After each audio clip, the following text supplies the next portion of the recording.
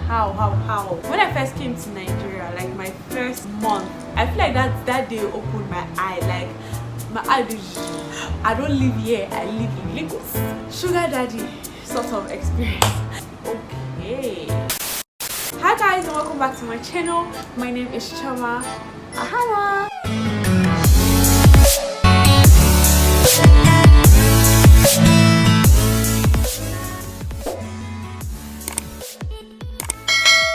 If you're just coming here for the first time, hi, hello, welcome to my channel. Don't forget to click the subscribe button. So today I'm going to be talking about story time dump of all my craziest experiences since I came back to Nigeria. First one I'm going to be talking about, I'm going to be gisting you guys about, is my sugar daddy sort of experience.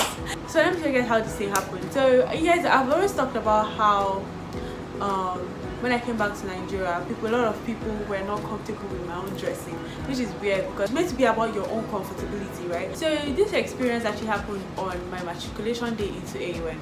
So this was like all the way back to when I first came. So I'm walking towards the cafeteria, and then this father stops me. That's one of the students' father stops me, and he's like, "Don't I think that what I'm wearing is too short?" I'm just looking, I didn't say shit, and then he's like that I look like one of the girls that he carries around in, like he's one of his sugar babies.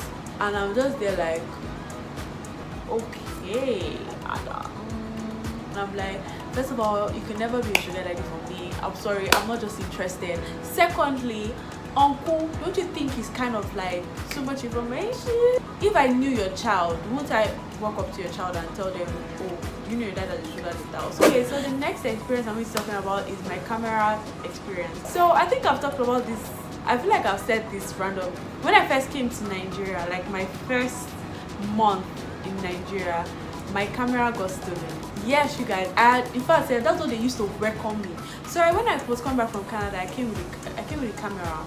Now that camera, I bought it. Like, it's different when somebody buys something for you and when you spend your own money, like money that I won't say hard-earned money, but like money that I saved up over the time, and I was even paying for this shit instrumentally. Do you understand? So I went swimming with my friends. Now I carried the camera, like, okay, we'll take good pictures and stuff. So we got there and we didn't use the camera because we used our phones basically. We didn't get to use the camera, and I was just like, let me not even bring it out because my camera, I didn't know if the camera was like waterproof or stuff. So I was like, let me just leave it there. So I kept it inside the bag and I just kept it on like the seats and stuff. We went, took our pictures with our phones and stuff, and then we got back to, I carried the bag. It didn't feel light, so I carried it back to door. I never even opened it because I don't used to use that bag at all, except when we were going to swim or stuff. That's when I used the bag.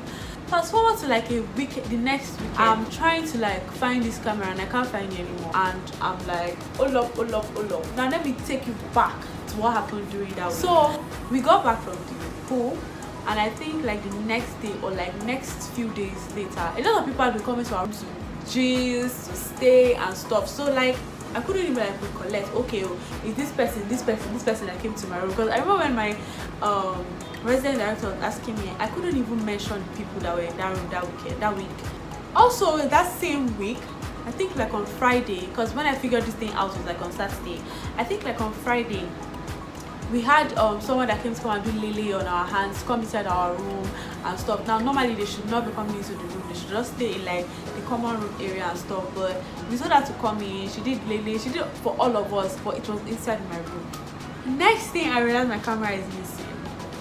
Mind you, I had not touched this bag before that day.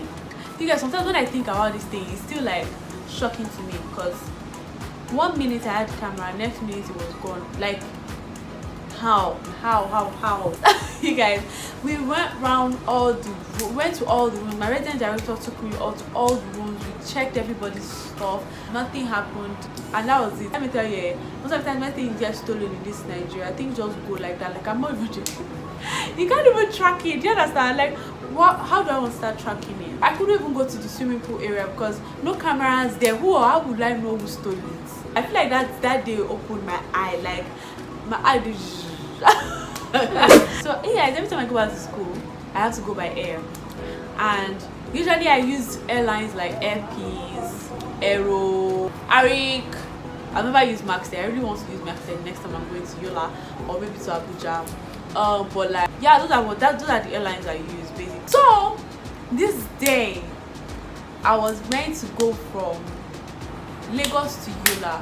Meanwhile, this was not a period where a lot of people were going back to school. This was just the period I went to school for my project defense, because my professor had, rest his soul, my professor died the semester I was meant to be doing my project defense, and I couldn't do it that semester, so I had to come back the next semester when I was already done with school.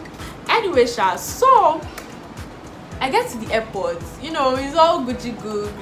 They delayed a while, but then the plane gets there, you know, get on the plane, get to Abuja, and usually it's meant to be like a straight journey, so you don't come down from the plane, right? So we're there, we're okay, normal 30 minutes, they'll say, okay, the people from Abuja are coming in so that we can just go over. 1 hour passed, we're still in Abuja, waiting inside the plane. Next thing, you know, the air hostess was not like that. She doesn't think that they'll be able to fly now, so we're going to have to get down from the plane and go and wait inside the airport. Went inside the airport, wait. Now see me thinking, okay, 2 hours. But basically what was happening was the weather was not good enough for them to fly, and nobody's going to risk their life for that, to be honest. Me, I was not even about to risk my life for that. I'm sorry, what am I going there to go and do? Depends. Can wait. But I met a bunch of people there. We're waiting at the airport. Nothing is really happening. 3 hours passed. We're still at the airport. I'm looking. Okay, we can still do this. Yola will come. I'm still texting my friends. I'll see you today. I'll see you today.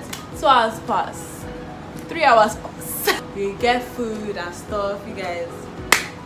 4 hours pass. Not even a slight announcement. So I go there. Please, when are we going to Yola? Because I'm confused. So the guy was basically telling me that we have to wait for like the Alga to come and announce. Like, announce what? Is she the one that come and announce it? It's not you that will announce the flight. Like, that's a walk, my nigga. But then she comes and then she starts talking about how they are sorry but they cannot fly today. So what should now happen? First of all, you carried me from Lagos to Abuja. Told me to get down, and now you're telling me you can't go to Yola. So what am I supposed to do? Where am I going to sleep?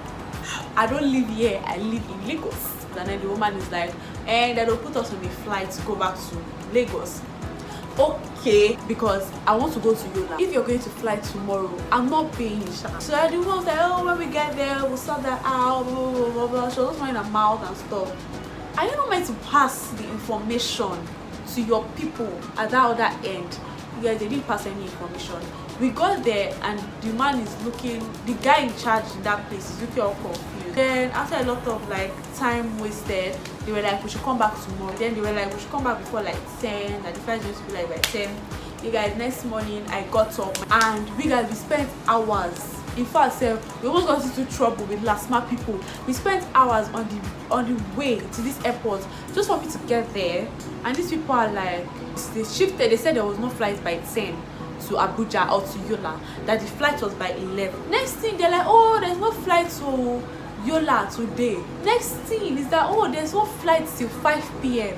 Okay, me and my mom go back home, get ready, come to the airport, checked in and everything. You know, went to the waiting place and I was just waiting, sitting down, you guys. 2 hours, 3 hours, I was waiting. I think around 8 o'clock, they now started telling us what. You know how you're so gingered, but then you realize that you are afraid because they're basically telling you that the weather is not good enough to fly, but you're getting on that plane to fly. Do you understand? There's now fear, there's now tension in your heart. But yeah, so this was just basically like the story time dump of my experiences since I came back to Nigeria. Some of my experiences, I mean, I have a lot, and you guys, I'm not the kind of person to be going out safe. That's why it's even shocking me. But I hope you guys like this video. Don't forget to like, subscribe, and leave your beautiful comments below. And I'll see you guys in my next video.